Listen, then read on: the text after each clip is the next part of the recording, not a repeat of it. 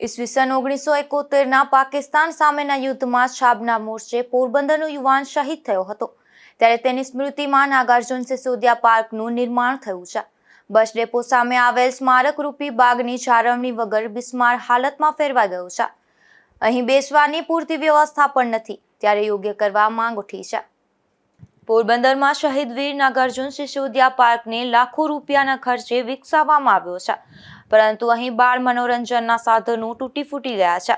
શહીદ નાગાર્જુન સિસોદિયાની સ્મૃતિમાં બાગ બનાવેલ છે અને જેમાં શહીદ નાગાર્જુન સિસોદિયાની પ્રતિમા પણ મૂકવામાં આવેલ છે.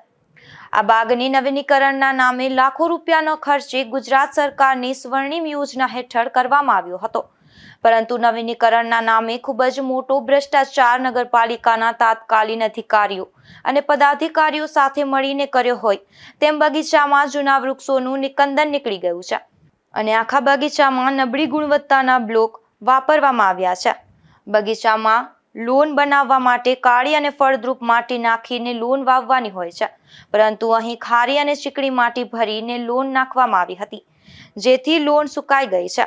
લાખો રૂપિયાના ખર્ચે બનાવાયેલા બગીચામાં બાળ મનોરંજનના સાધનોમાં પણ તોડફોડ થઈ છે. અહીં રોપા વાવી અને ત્યાં ફેન્સિંગ કરવી જોઈએ, જેથી વૃક્ષોને અને રોપાઓને નુકસાન થતું અટકાવી શકાય, પરંતુ અગાઉ અહીં લાકડાની બેન્ચો મૂકવામાં આવી હતી જ્યાં લોકો બેસતા હતા, પરંતુ હાલમાં તમામ લાકડાની બેન્ચ ગાયબ થઈ ગઈ છે. માત્ર સિમેન્ટની 2 બેન્ચ બેસવા લાયક રહી છે. અન્ય સિમેન્ટની બેન્ચ પણ તૂટેલી હાલતમાં છે. તો બીજી તરફ અહીંના 2 ઓટલા પર પણ તિરાડો હોવાથી ત્યાં પણ બેસી શકાય તેમ નથી. આથી લોકોએ ન છૂટકે જમીન પર બેસવું પડે છે. બાગ બપોરના સમયે બંધ રાખવામાં આવે છે, જેના લીધે હાલ કાળઝાળ ગરમીમાં આરામ કરવા અથવા બેસવા આવતા લોકો પણ તાળું નિહાળી પરત જાય છે અથવા તો દિવાલો ઠેકીને અંદર પ્રવેશ કરવો પડે છે.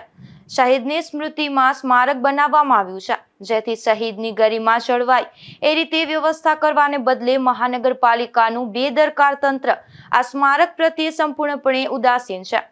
દુઃખ સાથે કહેવું પડે છે કે પ્રજાના કરવેરાના નામે તગડધીના કરનાર નગરપાલિકાના અધિકારીઓ સત્તાના નશામાં ગળાડૂબ છે.